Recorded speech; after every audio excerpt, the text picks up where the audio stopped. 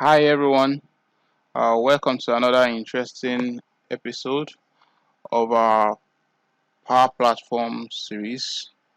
So we've talked about introduction to Power Platform in one of our previous classes. We also did some introduction to SharePoint and the likes. So in this class, we are going to talk about how you can create your first Power Apps application within a few minutes. So we are going to be talking about we'll see how easy it is, to create an application, with using Power Apps just within a few minutes. So let's get right into it. Okay, so we'll start from here. So we have our SharePoint sites. I created the sites for development. So what we need to do here is to go to our site contents, click here and go to site contents, and then we have our site content. So the first thing we need to do here is to create a list.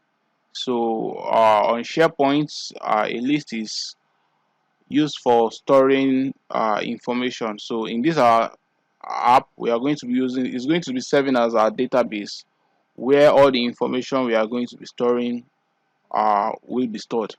So there are a couple of templates that you have here if it meets the requirement of what you are trying to do. And we also have the option to create from a blank list, from Excel if you already have an Excel sheet that has a table that has a format that you want to create for your list, because a SharePoint list also has a format of an Excel table where you have your rows and columns. Or from an existing list, if you already have an existing list that you want to just replicate on another site, you can use this option. But in this case, we are going to be using a blank list. So we are going to be calling our list biodata lists, right?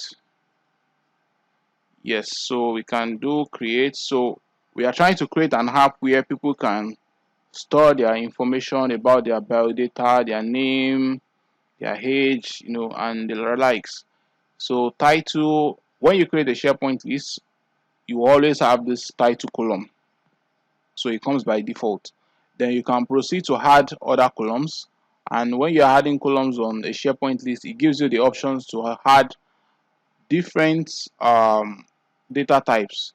So single line of text, multiple line, location, number, depending on what type of data you are expecting users to enter into that particular column. So let's say we want to have first name.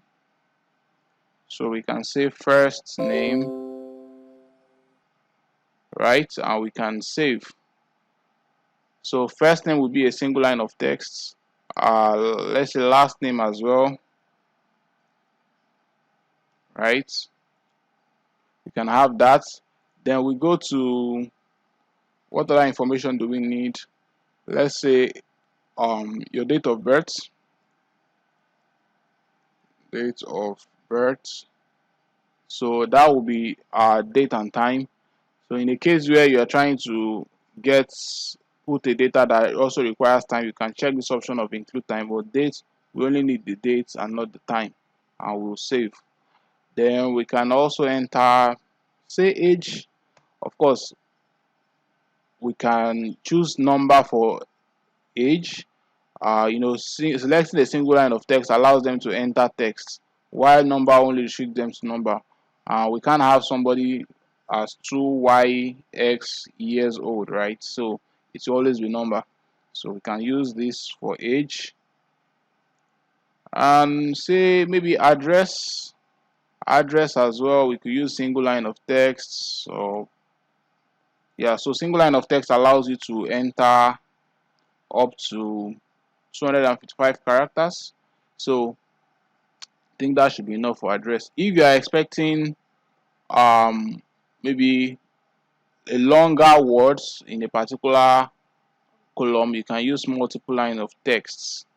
Yes, so okay, we can also use choice allows you to have drop downs options where you can select from rather than you typing it. So for example, you want to select your gender, can use male and female, right? And then we can save. What other columns do we need to create? Okay, we could also have marital status. Let's say that will also be choice. Maybe marital status. We can have single, married, um, probably divorced or widowed, and any other option that we want to put there, and we save. So I think we can stop here for now.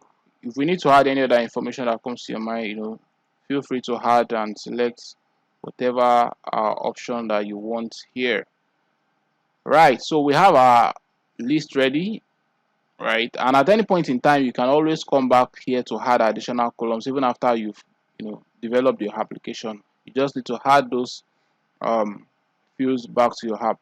So the option we are going to choose here is to integrate, and we can see we have options from PowerApps, Power Automate, Power BI, right? Now we can select PowerApps and go to create an app. So let's call this our biodata app,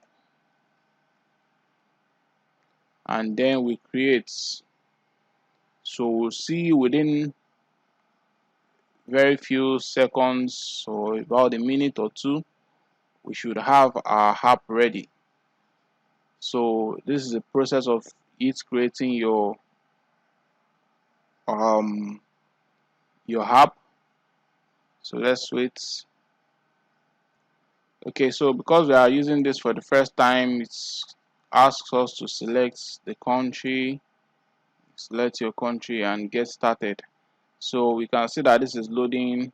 So there is a backend process going here, trying to pick all the information from your list and generate an app for you. So once this app is ready, we'll see what it looks like. So let's just wait a few seconds for that to be done. Okay, so our app is ready. Yeah, so let's see how this works. So this is our Power App Studio. This is where you develop your app, customize it, design, and do all of that. We'll get into all of that later, but first of all, let's preview our app. So there's a play button at the top right here to preview your app. And then what we need to do here is let's try and create a record. So we click on the plus icon and we can see, let's say Mr. And what name can we give it? Mr. John Doe. And then we have the date of birth. So you can see you can select from any of the dates that we have here, and then the month, the year. So 1987, how old should that be? I think that should be 34, right? Okay, 34. So we can say 1 ABC Street, Lagos, Nigeria. Okay, then we have the gender and we have the marital status, and we can just go ahead and click here to submit. And yes, we have our app submitted here already.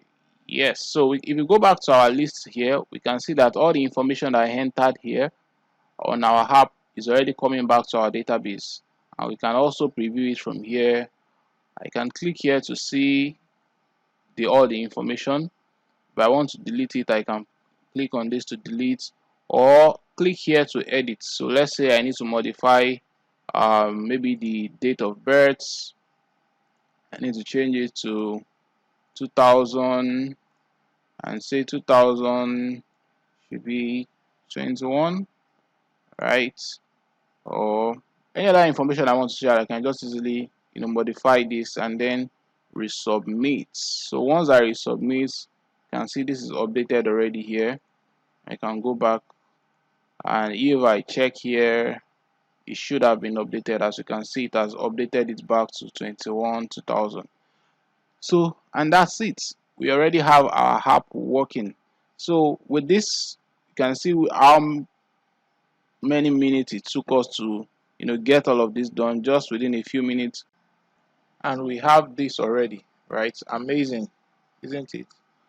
So we can see how the Power Platform can help us quickly build solutions just within a couple of minutes. And this is something that would have taken a pro developer a couple of hours or days to even come up with something like this, but someone without any coding knowledge could even build this within a few minutes. So that is the power of Power Platform. That's why it's called a Power Platform, right?